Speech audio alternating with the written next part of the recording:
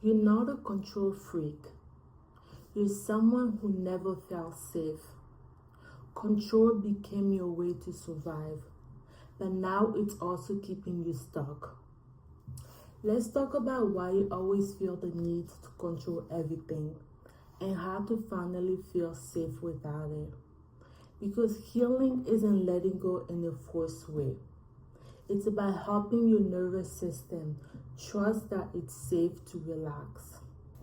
When you grow up in chaos, maybe in an unpredictable environment where you didn't know if every day you're gonna have a place to sleep, you didn't know if every day you're gonna have food, you didn't feel welcome as you are. An example of this would be foster care kids. Or maybe you grew up with parents that were emotionally unavailable, where you didn't feel safe to go to them and tell them how you were feeling. Or if they ask you a question, you give your answer and you get in trouble for giving your answer of how you feel. This is coming from experience. Or maybe you grew up with parents that fought a lot. In all these experiences, our nervous system learned that the only way to stay safe is to control everything and everyone. You become hyper aware, always scanning for danger. You read people's mood. You adjust your tones.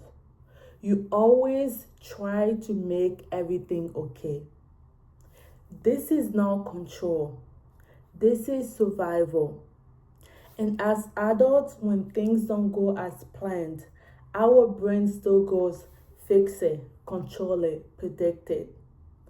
This is because uncertainty once meant danger. Let me give you examples of how this shows up in real life. You might plan everything so nothing goes wrong. You might feel anxious when someone doesn't text you back. You might feel uncomfortable when things are not in your hands. You might even control yourself, how you act, what you say, how to avoid judgment. Control gives the illusion of safety, but it's not real safety. What we're really craving isn't control, it's safety.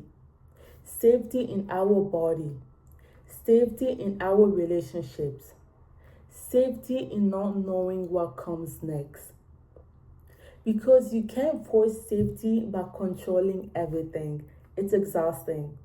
You build safety by teaching your body that uncertainty doesn't equal danger anymore. For me, I realized I didn't trust life anymore. My trust has been broken so many times by people that I loved that it came to a point where I only trusted my control. And it was exhausting. I remember there's times where I would plan conversation in my head. And when I am finally in that conversation and things don't go as planned, I will be so mad. I would be so resentful. My anger it was just the worst thing ever. Or even there's times where at work, I remember that there was a specific day that my manager, she was frustrating. I can tell that because when you've been in this experience, you can read people's mood. You can tell when someone's happy, when someone is going through something that's frustrating, so you don't want to say something that is going to make them take all the faults, put all the faults in you, if that makes sense. And I remember I would try not to say something that in my head I thought would make them mad. But I could tell that my coworker, she was relaxed. She was okay. She was everything in my head, she was just I don't care if she's mad, that's not my problem. But me, I was taking it personally because that's how my trauma saw me.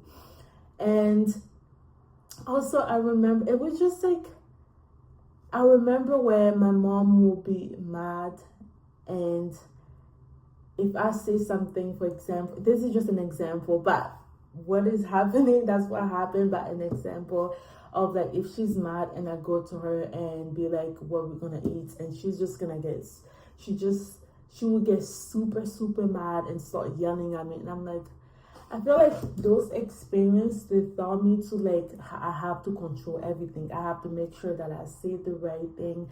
I have to make sure that I act in a way that it's gonna keep me protected.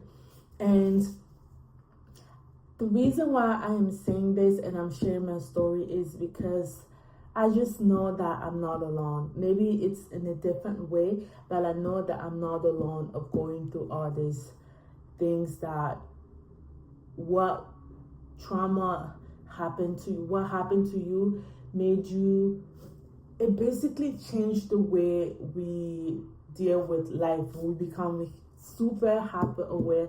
That was me. It was just so bad. But anyway, what I was trying to say was, the reason why I am saying this and telling you my story is because I just want you to know that it gets better. Because I remember being in those situations where I have to control everything, where it was really frustrating, and I wanted to just jump to the next part of my life where I'm no longer suffering, that I'm no longer going through those things. And today I'm here, like I don't control things anymore. Like, no, I don't control things anymore. So if you're someone that's still dealing with control, I just want to let you know that it gets better. If you dedicate your healing, if you dedicate to being the person that you were really meant to be, you will get there. It might not be tomorrow, it might not be next week, but trust me, the more you do the work, even though it doesn't seem like something is happening, but the more you do the work, you're gonna start seeing the fruits of it. The more you start to heal your nervous system, the more you teach it that to relax, to be calm, to not overthink, to not people please. Trust me, you will be a different person. You might not see it because you are with yourself every day, but trust me, you will be a different person. Okay, so this is how you start healing. Notice where control shows up in your body. Is it your jaw, your shoulder, your chest? It's very, very important, because in those moments where something's happening, or you send someone a text and they're taking longer to respond, and you see that control coming in, like you feel it was like over here, it would get really, really tight. Like I don't know how to explain it, but my chest, my heart, it would just start beating fast. Like I would feel like I'm about to be in danger. Even when it comes to texting back, I used to always want my friend to text back fast, or if they leave me undelivered for a couple of hours, I start getting worried. In those moments, it's very important to regulate your nervous system. Because once your nervous system is relaxed, it's safe, that it knows that you're no longer in danger, the outside is going to reflect that. You're going to start behaving in a different way. And how to regulate your nervous system, it's simple. It's so simple that you can do this everywhere. I do this everywhere. So let's say that you are maybe at work and something is happening where you start getting anxious, where your heart starts beating. In those moments, try to take a slow, deep breath with a longer exhale. So it will be like this.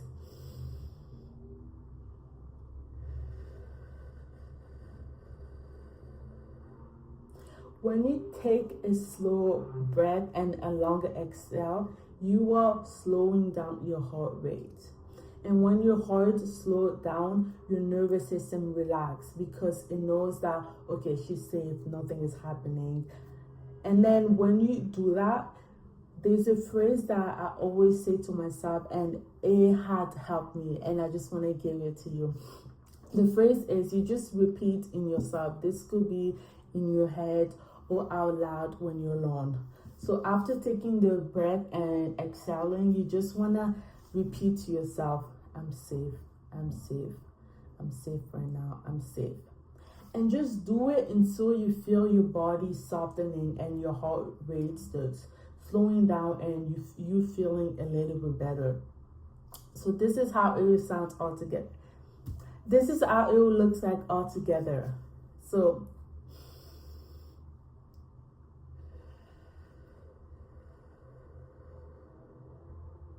I'm safe.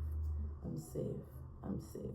A bonus, you can pull your hands on your heart as like just you touching yourself and like just making yourself comfortable. You know, when someone gives you a hug, someone you love, someone you really appreciate, when they give you a hug, it just calms you down. It just puts you in like a safe position.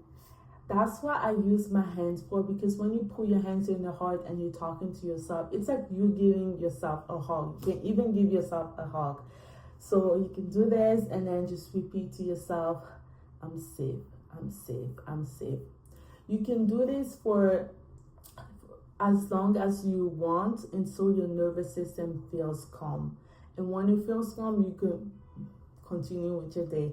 But basically, you just want to repeat this. Obviously, you're not going to do this one time and then boom, you're okay. No, you have to keep training your nervous system, because you also have to remember that your nervous system, all those panic attacks, you getting anxious, it might not sound like it's healthy, but your body is just looking out for you. Your body is just giving you the signal, okay, this is, you got to prepare yourself, okay? This is happening. How you're going to be able to live, how you're going to survive, right?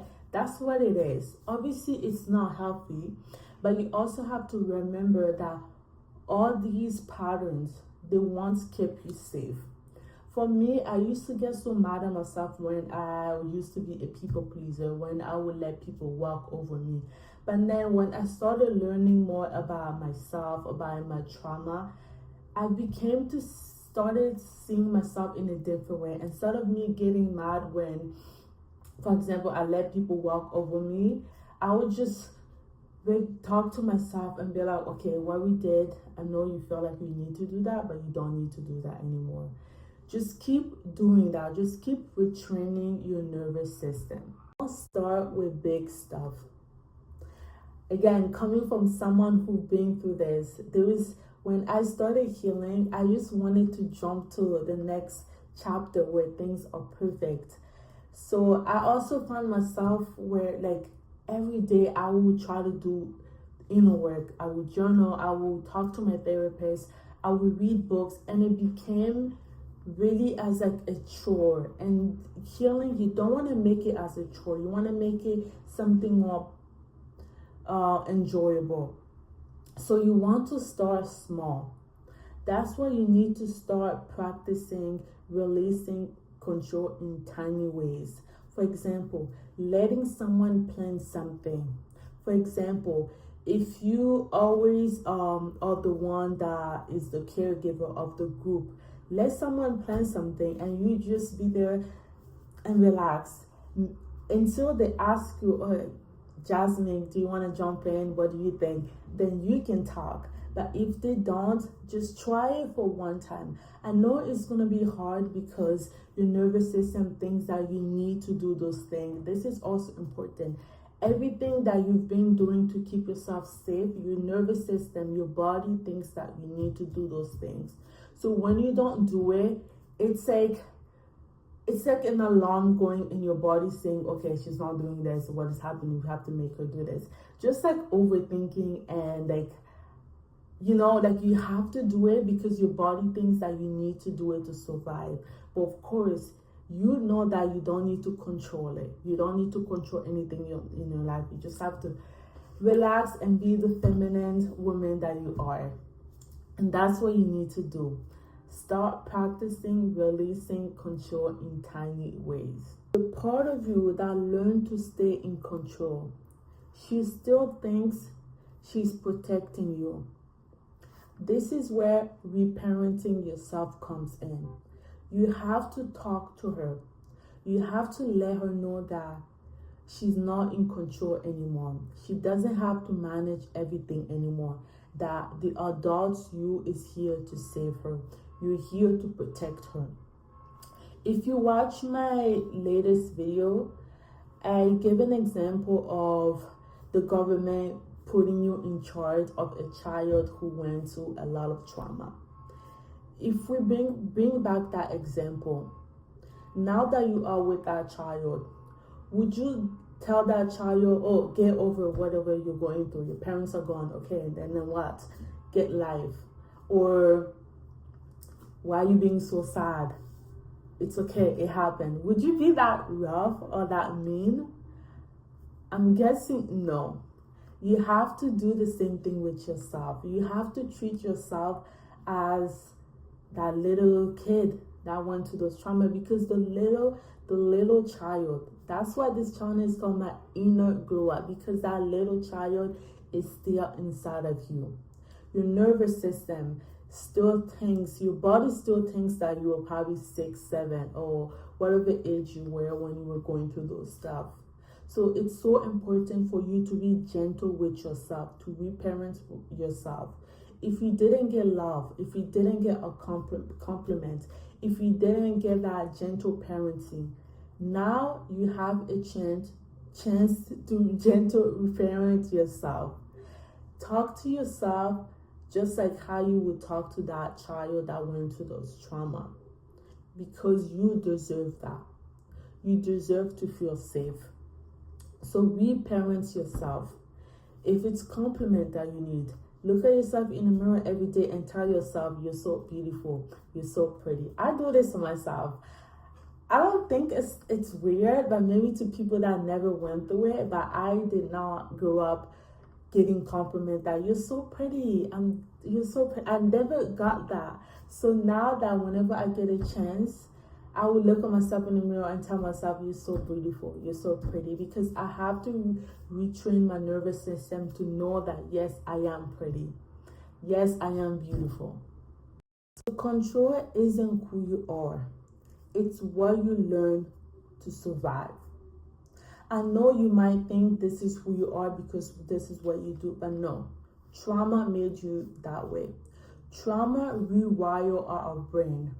If you have two kids, one of them grew up in trauma and the other one didn't, they will both act a different way. And that's what trauma does to us. It makes you act in a different way. So you have to remember that maybe you made a mistake, maybe you made a decision that now you regret. That's not because you're a bad person. That's not because you're a control freak. That's because trauma gave you no other option but to go that way. Real safety doesn't come from control. It comes from self-trust. When you trust yourself, like you're not going to get the need to control everything, because you know at the end of the day, I got me. Whatever happened, I will be okay. I will be able to survive. And the last one is so good. The more you trust yourself, the less you need to control everything. Just like self-love or confidence, when you know that you are pretty, when you know that when you are confident, if someone comes to you and tell you that you're ugly, that is not going to affect you, because you're like, I am pretty. Maybe there's something with your eyes, right? It's the same thing with control and self-trust. When you trust yourself, so much that you're not going to need to control everything, because you know whatever happens, I will be there for myself. I'll be okay. I'll maybe cry about it, complain, but I will be okay. We all deserve to feel safe. Not only when things are perfect, but also when they're not.